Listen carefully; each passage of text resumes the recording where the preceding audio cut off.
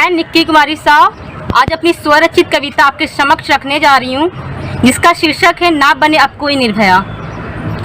जीना था उसे, जिद है ना बने अब कोई निर्भया। मांग है खत्म हो दुष्कर्म, पूरे करने थे उसे भी अपने सपने। जीना था उसे, जिद है ना बने अब कोई निर्भया। अरे अकेले तो हम अक्सर अपनी परछाई से डर जाते हैं, तो करे कैसे हम हवस में भूखे दरिंदों से सामना। मिले साथ समाज का तो दुनिया से भी लड़ जाएं हम। जीना था उसे, जिद है ना बने अब कोई निर्भया। अगर मैं लड़ूं इन दरिंदों से तो शायद जिंदगी से हाथ गवा बैठूंगी। गलत थी मैं ही समाज के इस बात से टूट जाऊंगी। जीना था उसे, जिद है ना बने अब कोई निर्भया। सदियों से सुना है जमाना खराब है, क्या सिर्फ लड़कियों के लिए? पहने जीन्स, पहने छोटे कपड़े तो संस्कार खराब है, पहने साड़ी पहने सूट तो संस्कारी है। तो फिर 8 साल की बच्ची ने क्या पहना था? उसके तन से तो ना दुपट्टा गिरा था, ना साड़ी संभाला था, ना जीन्स पहने थे, ना छोटे कपड़े। तो क्यों बनी वो हवस की भूख? जमाना नहीं, सोच खराब है, कपड़े नहीं, सोच छोटे हैं। जीना था उसे, जिद है ना बने अब कोई निर्भया। जाना है पहले इंसान जानवर था, इंसान तो अभी भी जानवर है, जो एक कली को एक एक करके नोचा। नहीं सुनी उसकी चीख, नहीं देखी दर्द में निकलते आंसू। अरे जीना था उसे, जिद है ना बने अब कोई निर्भया। है एक माँ बाप भाई की पुकार, किससे मैं तुझे बचाऊं, किसे मैं सुनाऊं अपना दर्द। जब अपने ही छुप के बने बैठे हैं शैतान, किससे मैं तुझे बचाऊं, किसे मैं सुनाऊं अपना दर्द। जब अपने ही कर बैठते हैं गलत, होना पड़ता है चुप समाज में ही, समाज के मखौटे पहने इज्जत के लिए। किसे मैं सुनाऊं अपना दर्द, किससे मैं तुझे बचाऊं। है अब हमारी भी उम्मीद, ना बने कोई निर्भया, ना बने कोई दामिनी, ना बने कोई प्रियंका। ना चलना पड़े हमें रास्तों में डर के, ना बने कोई निर्भया, ना बने कोई दामिनी, ना बने कोई प्रियंका।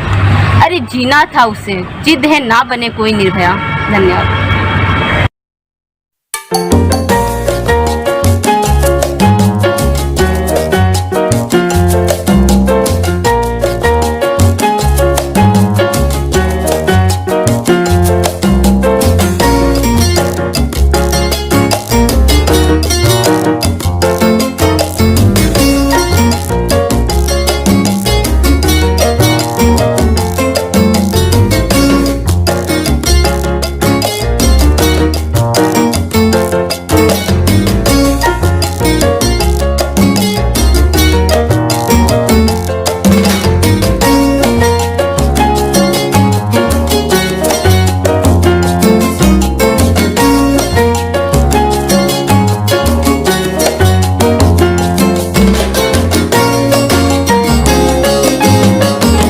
नमस्ते, मेरा नाम नमिता कुमारी सिंह है।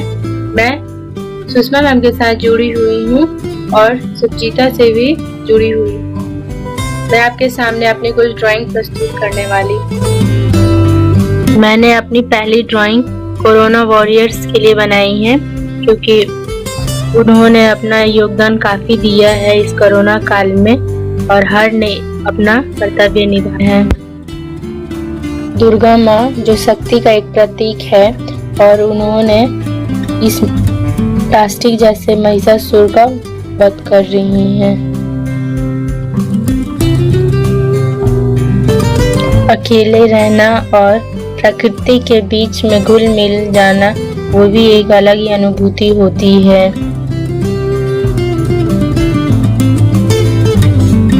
आस्था और विश्वास पर आधारित है यह ड्राइंग मेरी।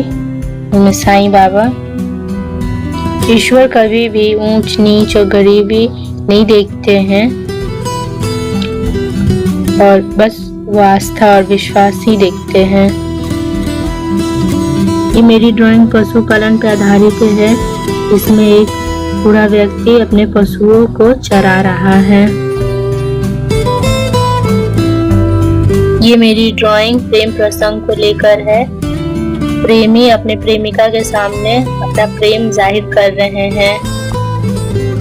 जब भी किसी सच्चे प्रेम की चर्चा होती है, उसमें राधे कृष्ण का नाम जरूर लिए जाते हैं।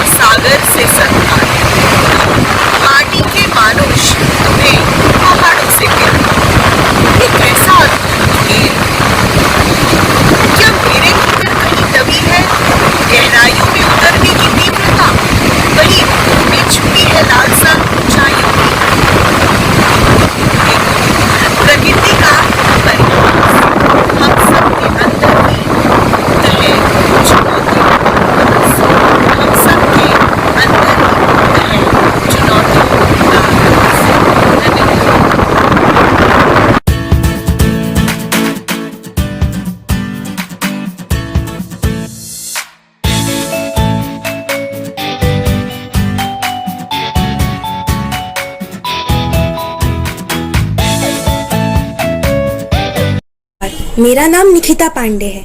मैं सुषमा दी के संपर्क में लगभग 2 साल से और शुभजिता से लगभग 1 साल से जुड़ी हुई हूँ। यह मंच आपके हुनर को तराशने का मंच है। इस मंच पर मैंने कई तरह के काम किए हैं। मैं आप सभी के समक्ष अपनी कुछ कविता पोस्टर प्रस्तुत करने जा रही हूँ। तो आइए नजर डालते हैं उन पोस्टर्स पर। गेटे ने कहा है कि जीवन और प्रेम को रोज जीतना पड़ता है। जीवन और प्रेम की तरह कविता भी उन्हीं के लिए है जो इसके लिए रोज लड़ सकते हैं। कविता भावों की अभिव्यक्ति है और पोस्टर उसका जीवंत रूप। आप सब इन पोस्टर्स की सहायता से अपने कमरे, ऑफिस, होम डेकोर और इंटीरियर डिजाइनिंग में भी इस्तेमाल कर सकते हैं। इसके साथ ही आप इसे किसी को उपहार स्वरूप भी दे सकते हैं। अतः आप सब भी मेरी तरह आज ही शुभजिता से जुड़कर अपनी एक अलग पहचान बनाएं और अपने हुनर को नया मंच प्रदान करें। धन्यवाद।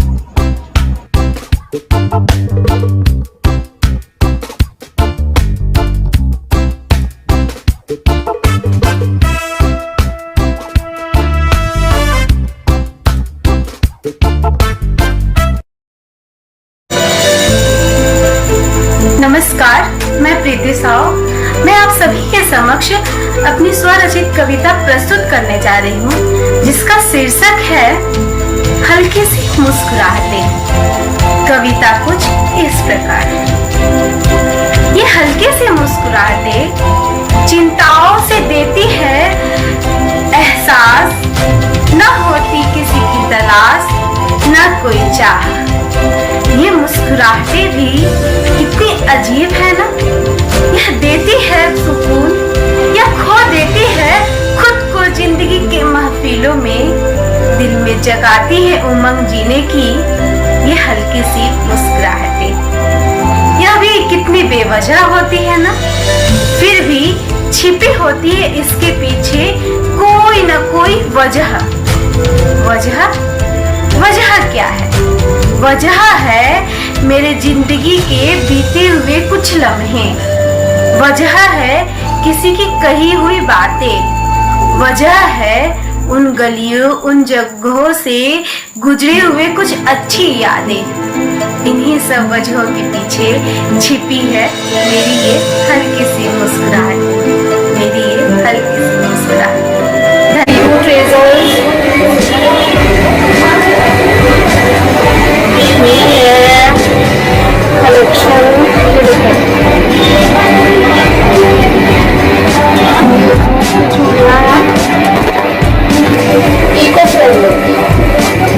दूध से बनी हुई है और कोई आपका साइड इफेक्ट नहीं होने वाला है। ये देखिए, ये मैडम पी हुई है, कुछ बोलिए।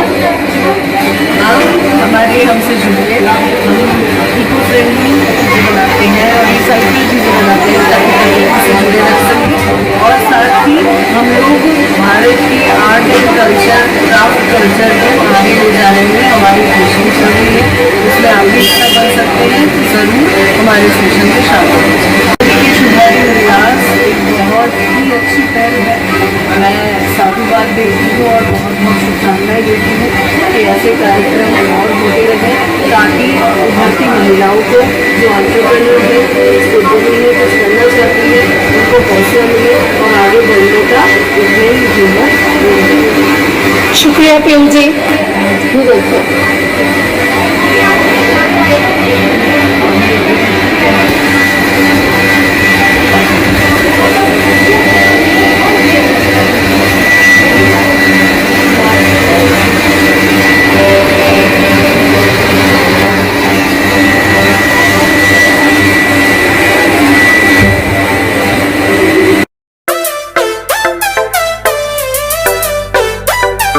সোনার বাংলা, আমি তোমায় ভালোবাসি। চিরদিন তোমার আকাশ, তোমার বাতাস আমার প্রাণে বাজায় বাঁশি। আমার সোনার বাংলা, আমি তোমায় ভালোবাসি। বাংলার গ্রাম থেকে শহর, মাঠ ঘাট, পথ, নদী, এই সব কিছুকে নতুন উচ্ছ্বাস, নতুন উদ্যমে ভরিয়ে দিতে আসে আজকের এই দিনটা, পয়লা বৈশাখ অথবা পহেলা বৈশাখ। কিন্তু आनंदेर এই রং কি শুধু বাংলার মাটি অবধি সীমিত? बिल्कुल भी नहीं। भारत के कई प्रांतों में इस दिन को अलग अलग उत्सव और त्योहार के रूप में मनाया जाता है, जैसे कि भोगी बिहू, जिसका और एक नाम है रंगोली बिहू या हत बिहू। उधर रहा वैसाखी उत्सव, विषुकर्मी, गौरी पूजा, गंगोत्री, ऐसे कई प्रकार के और भी उत्सव मनाया जाता है। आपको जानकर ये खुशी होगी कि इतने सारे त्योहारों में से अधिक त्योहारों का आधार है কৃষি। এবার একটু ইতিহাসটা ছোট্ট করে বলে রাখি। সৌরপঞ্জিকা অনুসারে বাংলার 12 মাস অনেক কাল আগে থেকে পালিত হয়। সৌরপঞ্জিকার শুরু গ্রেগীয় পঞ্জিকার এপ্রিল মাসের মাঝামাঝি করে। আর সৌরপঞ্জিকার এই প্রথম দিনটা বাংলা, দুই বাংলা বলে রাখা ভালো, দুই বাংলা, আসাম, কেরল, তামিলনাড়ু, উড়িষ্যা, নেপাল প্রভৃতি বিভিন্ন জায়গায় অবিচ্ছেদ্য অংশ হিসেবে পালন করা হয়ে থাকে। আরও একটা কথা জানিয়ে দিই যে এই পঞ্জিকা অনুসারে 14 এপ্রিল পয়লা বৈশাখ অথবা পহেলা বৈশাখ পালন করা হয় বাংলাদেশে। এই দিনে অর্থাৎ বর্তমানে যেমন আমরা নতুন বছরকে বরণ করে নিতে নববর্ষের নাম দিয়ে এই দিনটিকে পালন করে থাকি, আগে কিন্তু এমনটা হতো না। আগে সম্পূর্ণ দেশে এই দিনটিকে পালন করা হতো আর্তব উৎসব অথবা রীতি ধর্মীয় উৎসব হিসেবে।